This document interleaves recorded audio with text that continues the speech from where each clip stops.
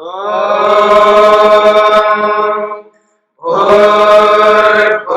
स्वः तत्सवितुर्वरेण्यं भर्गो देवस्य धीमहि धियो यो नः प्रचोदयात्।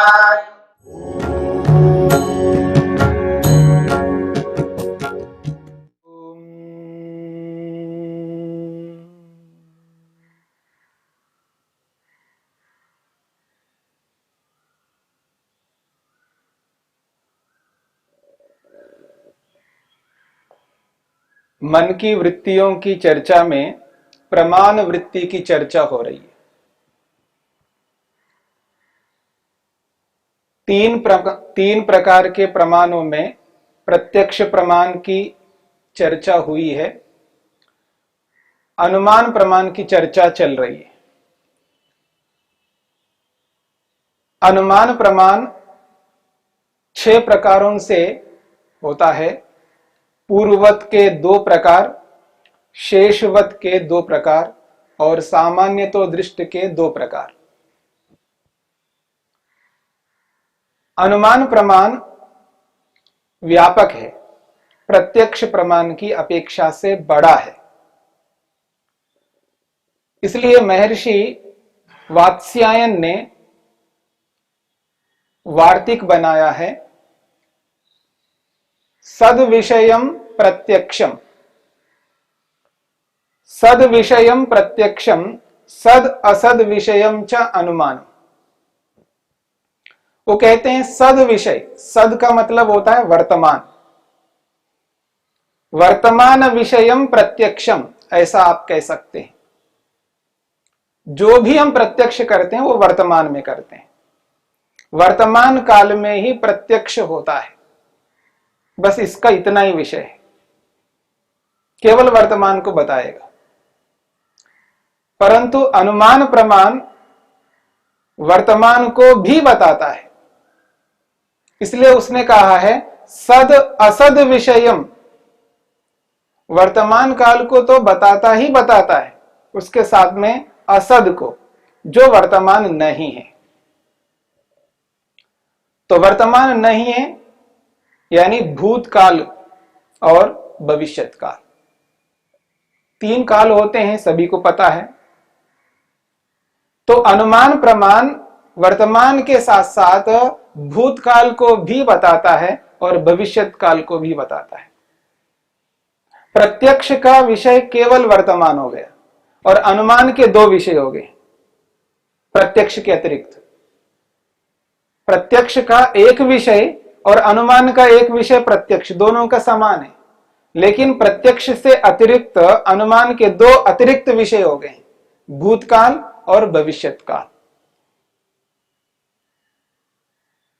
और वर्तमान में भी हम जो प्रत्यक्ष करते हैं वो प्रत्यक्ष बहुत सीमित मात्रा में करते हैं। अभी वर्तमान काल चल रहा है, यहां हम बैठ करके वर्तमान काल में जो हम अनुमान करेंगे बहुत संक्षेप से करेंगे, ऐसा नहीं है। वर्तमान काल में जो अनुमान करेंगे पूरी दुनिया के विषय में अनुमान करेंगे, पूरी दुनिया के विषय में हम अनुमान कर सकते हैं। लेकिन जो प्रत्यक्ष प्रमाण है वो प्रत्यक्ष प्रमाण प्रत्यक्ष, केवल प्रत्यक्ष वर्तमान काल में उसी समय में जो प्रत्यक्ष हम कर सकते हैं, और जहां पर हम विद्यमान है वहीं पर प्रत्यक्ष कर सकते हैं। और जहां जिस स्थान पर हम विद्यमान है उस स्थान पर हम प्रत्यक्ष कर रहे हैं, और उस स्थान में रहते हुए हम अनुमान पूरी दुनिया के बारे में कर सकते हैं। प्रत्यक्ष जितने लोगों को हम आंखों से देखेंगे वर्तमान में, प्रत्यक्ष में जितने लोगों के साथ हमारा संपर्क होगा इंद्रियों के साथ में, उतना ही हम प्रत्यक्ष करेंगे। लेकिन उस वर्तमान काल में हम दुनिया भर के मनुष्यों के बारे में अनुमान कर सकते हैं। जितने भी मनुष्य हैं उन सभी मनुष्यों के बारे में अनुमान कर सकते हैं। कितना बड़ा व्यापक है अनुमान। और इतना ही नहीं है, उन सबके बारे में, उनके भूतकाल के बारे में भी अनुमान कर सकते हैं। और इतना ही नहीं, उनके भविष्य के बारे में भी अनुमान कर सकते हैं। तो भूतकाल के विषय में, भविष्य काल के विषय में अनुमान हो रहा है और वर्तमान में भी अनुमान हो रहा है। बहुत बड़ा व्यापक है अनुमान का। और प्रत्यक्ष में जिस संक्षेप से हम प्रत्यक्ष कर रहे हैं और उस प्रत्यक्ष के आधार पर जितना भी हम अनुमान करते हैं, उसका क्षेत्र बहुत बड़ा व्यापक है। प्रत्येक वस्तु के विषय में हम प्रत्यक्ष के अनुसार ज्ञान नहीं कर पाएंगे। दुनिया में जितने भी पदार्थ हैं, उन सबका प्रत्यक्ष हम कभी नहीं कर सकते। दुनिया में जितने भी मनुष्य हैं, उन सबका प्रत्यक्ष हम नहीं कर सकते। हमारी सीमा बहुत कम है। इंद्रियों के साथ संपर्क समस्त पदार्थों के साथ नहीं हो सकता, पर अनुमान समस्त पदार्थों के साथ हो सकता है। तो जितने भी संसार के पदार्थ हैं, चाहे वो स्थूल पदार्थ हैं, चाहे वो सूक्ष्म पदार्थ हैं, चाहे वो चेतन पदार्थ हैं, चाहे वो जड़ पदार्थ हैं, सभी पदार्थों के विषय में हम अनुमान कर सकते हैं। सभी पदार्थों का ज्ञान प्राप्त कर सकते हैं अनुमान प्रमाण के माध्यम से। इससे ये पता लगता है प्रत्यक्ष प्रमाण का जो क्षेत्र है बहुत संक्षेप है। यानी हम पूरे जीवन में जितने भी साल जिएंगे, उस पूरे जीवन के प्रत्यक्ष को अगर हम एक साथ जोड़ करके देखेंगे और उसके साथ साथ अनुमान को जोड़ करके देखेंगे, तो अनुमान वाला जो ज्ञान है वो बहुत अधिक होगा। उदाहरण के लिए यदि हम ये कहें कि अनुमान प्रमाण का जो ज्ञान है वो 30% हो सकता है, 40% हो सकता है, 50% हो सकता है, 90% भी हो सकता है। बहुत बड़ा क्षेत्र है उसका। और प्रत्यक्ष प्रमाण का क्षेत्र आप 1% कर सकते हैं, 2% कर सकते हैं, 3% कर सकते हैं, 5% कर सकते हैं, 10% कर सकते हैं। इसका क्षेत्र बहुत व्यापक नहीं हो सकता है।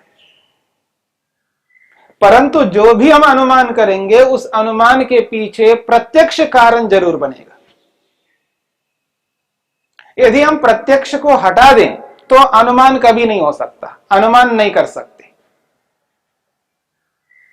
अनुमान का क्षेत्र इतना बड़ा होते हुए भी वो अनुमान प्रत्यक्ष के आधार पर चलता है।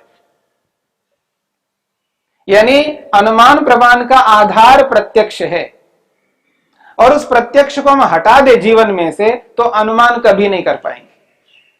और जितना भी आज हमारे में ज्ञान है, उसमें बहुत अधिक क्षेत्र प्रत्यक्ष की अपेक्षा अनुमान है। इसलिए त्रिकाल का ज्ञान कराता है, तीनों कालों का ज्ञान कराने वाला अनुमान है। और प्रत्यक्ष तो केवल एक वर्तमान काल का ही ज्ञान कराता है। इसलिए ऋषि कहते हैं सद विषयम प्रत्यक्षम, केवल वर्तमान काल का ही प्रत्यक्ष कर सकता है। और असद के साथ साथ सद विषय का भी प्रत्यक्ष कराने, असद के साथ साथ सद का भी ज्ञान कराने वाला अनुमान होगा। यह अनुमान का क्षेत्र है। तो प्रत्यक्ष प्रमाण, अनुमान प्रमाण के बाद तीसरा प्रमाण है योग के अनुसार शब्द प्रमाण, जिसे आगम प्रमाण कहा है। शब्द प्रमाण को शब्द प्रमाण क्यों कहा जाता है? तो उसके लिए संक्षेप परिभाषा है शब्द्यते, शब्द्यते अनेन अर्थः अभिधीयते ज्ञाप्यते इति शब्दः। शब्द को शब्द इसलिए कहते हैं शब्द्यते अर्थात अभिधीयते, ज्ञाप्यते, अनेन अर्थः जिसके माध्यम से किसी अर्थ को बताया जाता है, कहा जाता है, प्रस्तुत किया जाता है, ज्ञान कराया जाता है, जिसके माध्यम से सामने वाले व्यक्ति को ज्ञान कराया जाता है, जिसके माध्यम से सामने वाले व्यक्ति को बोध कराया जाता है, जिसके माध्यम से जो व्यक्ति ज्ञान प्राप्त कर चुका है, पहले जिसने पहले से ज्ञान प्राप्त कर लिया है, वो व्यक्ति सामने वाले व्यक्ति को जिनके माध्यम से द्वारा ज्ञान कराता है, वो जो माध्यम है वो शब्द है।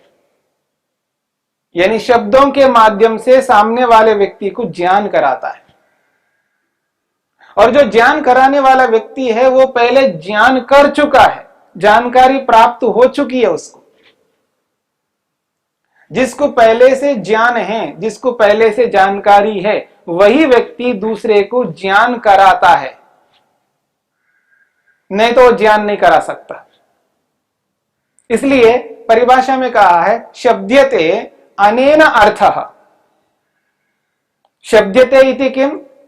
अभिधीयते। अभिधीयते इति किम? ज्ञाप्यते। जनाया जा रहा है,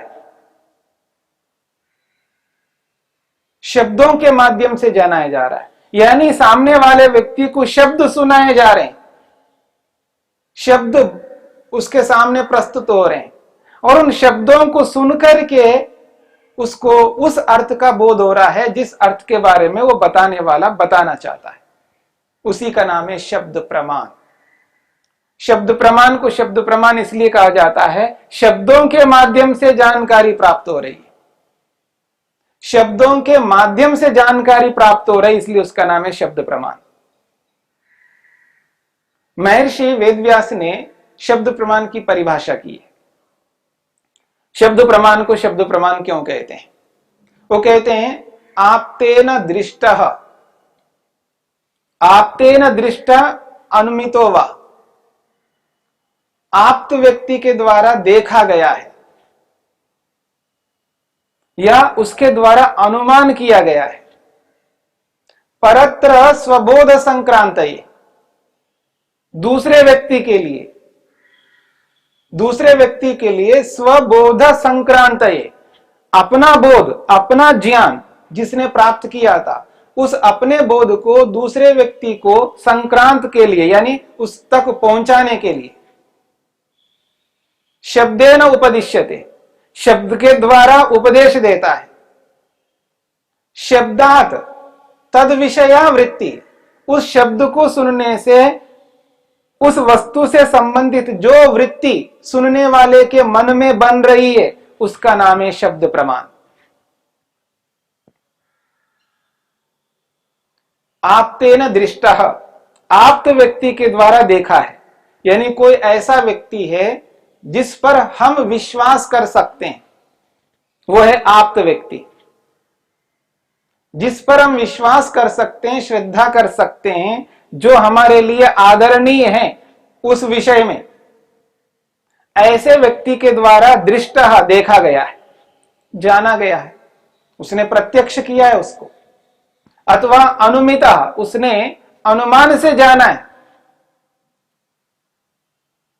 और उस व्यक्ति के द्वारा जब वो शब्दों के माध्यम से बताया जाता है,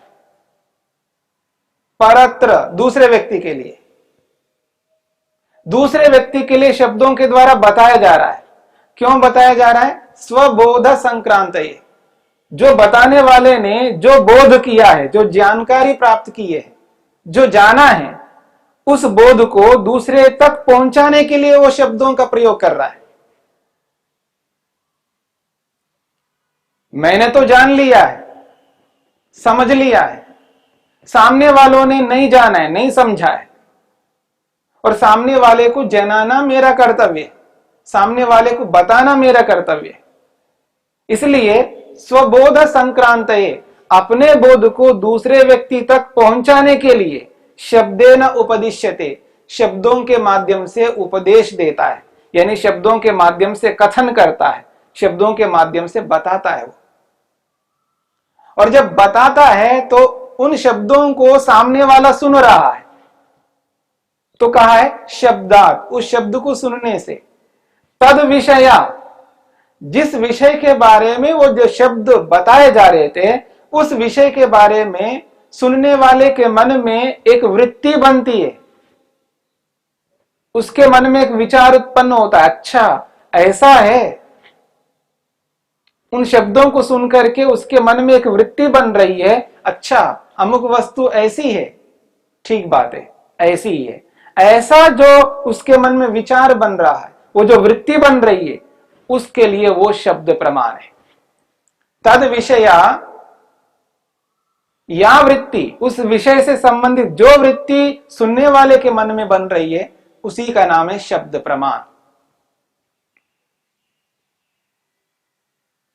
अब ये जो शब्द प्रमाण है, ये शब्द प्रमाण उस व्यक्ति के लिए है जिस व्यक्ति ने पहले जाना नहीं, समझा नहीं, और जो बताने वाला व्यक्ति है उसके लिए शर्त है आप्त होना चाहिए। यदि वो व्यक्ति आप्त नहीं है फिर बता रहा है तो वो शब्द प्रमाण नहीं हो सकता। यानी कोई भी व्यक्ति कुछ भी बता दे और उसको हमने जाना और मान लिया, ऐसा नहीं हो सकता। इसलिए मनुष्य हर व्यक्ति की बात को स्वीकार नहीं करता। जो बताने वाला बता रहा है उसके बताए हुए शब्दों को हर व्यक्ति स्वीकार नहीं करता। वही व्यक्ति स्वीकार करता है जो आप्त होता है। बताने वाले यदि वो आप्त है तो वो स्वीकार पाता है, और आप्त नहीं है तो स्वीकार नहीं पाता। और आप्त को आप्त इसलिए कहा जाता है, वो प्राप्त किया हुआ है। जिसने यथार्थता को प्राप्त किया है, जिसने यथार्थता को जाना है, जिसके जीवन में यथार्थता है, जिसके जीवन में सत्य है, जिसके जीवन में न्याय है, वो विश्वास करने योग्य व्यक्ति है, वो श्रेष्ठ व्यक्ति है, वो उत्तम व्यक्ति है, वो धोखा देने वाला नहीं है, सामने वाले व्यक्ति का कल्याण चाहने वाला व्यक्ति है, उपकार करने वाला व्यक्ति है, हित करने वाला व्यक्ति है, तो वो आप तो हो सकता है। वही व्यक्ति वास्तव में प्राप्त किया हुआ होता है, जाना हुआ व्यक्ति होता है। यथार्थता को उसने हृदयंगम किया हुआ व्यक्ति, उसको उसने साक्षात किया है। इसलिए ऋषियों ने कहा साक्षात्कृत धर्म का, उसको जिसने वास्तव में साक्षात किया है। जो वस्तु जैसी है उसको उसी रूप में उसने जाना है, गलत नहीं जाना। स्वयं के लिए उसके लिए निश्चित है वो पदार्थ जिसको उसने जाना है, समझा है, तब जाकर के उस विषय में दूसरों को बताने के लिए वो अधिकारी बन रहा है। इसलिए कहा आप्त व्यक्ति होना चाहिए। शब्द प्रमाण तब बनता है जब बताने वाला व्यक्ति आप्त है, तो वो शब्द प्रमाण है। अगर वो व्यक्ति आप्त नहीं है तो उसके लिए वो शब्द प्रमाण कभी नहीं हो सकता।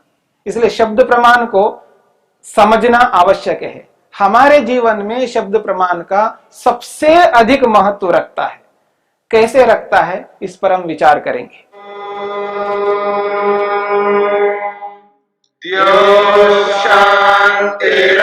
शांतिरंतरिक्षं शांति पृथिवी शांतिरापः शांतिरोषधयः